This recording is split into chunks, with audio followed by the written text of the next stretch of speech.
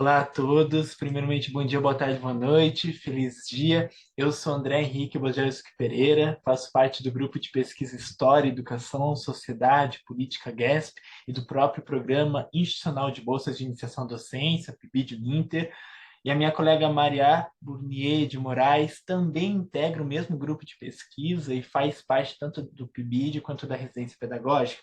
E hoje nós iremos apresentar o trabalho intitulado A Iniciação Científica e seus Registros, Elementos Formativos, orientado e coordenado pela professora doutora Desirê Luciane Domnichek. Como introdução à temática, vale dizer que a iniciação científica, em seu histórico, promove diversos benefícios e integrações, abstraindo diversas dimensões, sejam elas sociais, culturais, profissionais e acadêmicas, no sentido de envolver os seus integrantes e membros na tríade que o professor Severino explica, a pesquisa, ensino e extensão, isto é, você se envolve com as dinâmicas de se pesquisar, como elaborar uma pesquisa, metodologia, o ensino que você aprende, né, via recíproca, e a extensão, as formas de divulgação. Portanto, há diversos espaços formativos de socialização presentes na iniciação científica, o IC, como abreviação, e essas integrações promovem alguns registros, sejam eles fotos, vídeos, apresentações em seminários. Você tem nesses ambientes essas possibilidades. Tendo isso em mente, vale a questão: quais os impactos da iniciação científica e a sua relação com os registros produzidos? Como foi a metodologia para apresentar esse trabalho? E a metodologia utilizada foi a da pesquisa bibliográfica documental com uma abordagem qualitativa. A base teórica utilizada foi Borges, Domenichevski, Kossoi, Moraes Queiroz, Pereira e Severino. Também foram utilizados relatos de professores, orientadores, as discussões feitas em grupo, e essa é uma pesquisa ainda em desenvolvimento.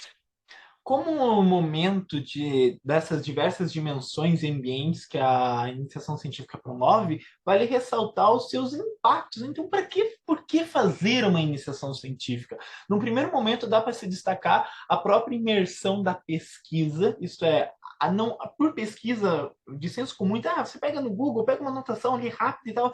Não é bem isso. Você tem um maior aprofundamento nesse ponto, autores, sites, artigos, você lê revistas, tem discussões internas com um grupo, seminários próprios, o que consequentemente promove uma maior reflexão crítica, não só da realidade, dos temas e objetos que nós tratamos e pesquisamos, mas também da própria percepção profissional, acadêmica, né? O que gera um maior envolvimento nessa área científica, uma permanência na pós-graduação, isto é, você já vai se apropriando dos elementos de como que é elaborar um fichamento, por exemplo, né, de anotações, como que você socializa com um grupo, e isso faz e dá indícios para você seguir seus estudos numa pós-graduação, curso de especialização, um mestrado, doutorado, pós-doc. Então, ele promove esse incentivo, o que gera também o desenvolvimento da sua própria autonomia, não só enquanto membro de um grupo, mas também por reflexão própria. Você se identifica com determinadas correntes epistemológicas, autores, bases teóricas, temas que você gosta de estudar, então também te auxiliando para quem está na graduação, escritas de TCC, artigos, os próprios trabalhos que você desenvolve têm um outro olhar, uma perspectiva até mais consciente, consistente. Então, além desses elementos, também melhora na sua forma de abordar os temas e conversas, na própria fala com os outros, na relação com a escrita, mais organizada e estruturada, a desenvoltura pessoal, profissional, como você lida nos diversos ambientes, como você faz uma apresentação para a turma, por exemplo, ou em outros momentos, numa entrevista, te auxilia muito.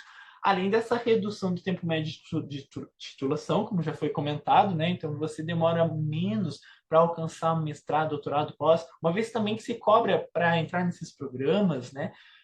A relação da produção acadêmica, artigos publicados, e a iniciação científica promove isso, promove essa contextualização, essa imersão nesse ambiente.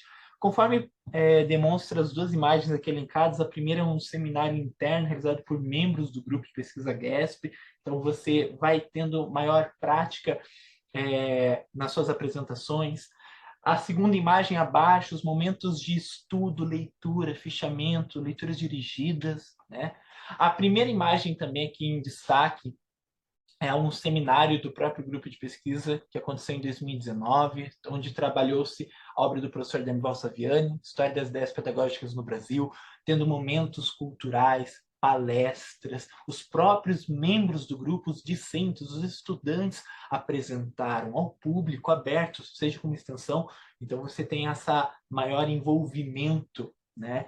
A segunda imagem é um evento do Educere, proporcionado pela PUC, e nela teve autores como Bernadette Gatti, que a iniciação científica promoveu a possibilidade de conhecê-la, base teórica que os estudantes e professores tanto usam para diversos trabalhos. Então, olha a imersão e as possibilidades. E tendo em vista isso, como ele se articula também com as fontes. A primeira imagem aqui destaca uma ida na Universidade Estadual de Campinas, né, Unicamp, onde os estudantes mexeram com fontes históricas primárias, registros, fotografias, documentos escritos, folhetos de jornais. E a segunda imagem, que é uma apresentação em um evento proporcionado pela própria instituição, o Enfoque. Então, você tem um alicerce tanto da extensão, que é promover esse conhecimento, quanto a parte crítica de diálogo com outros. E tudo isso são registros que você tem num acervo. E essas fotos, imagens revelam alguma coisa. O que elas podem nos revelar?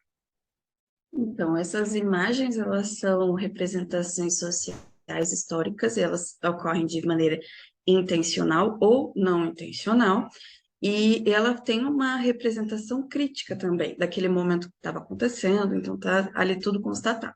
O que o pesquisador deve fazer, né? Ele deve ter uma certa alfabetização no olhar ao fazer a análise disso. Então, além da imagem em si, tem que ver o que estava acontecendo naquele momento, em que contexto aquilo foi tirado, tecnologia que foi utilizada para fazer isso, qual o intuito que aquela foto foi tirada, ela é um registro de qual momento? Assim, registrar esse momento era relevante por qual razão?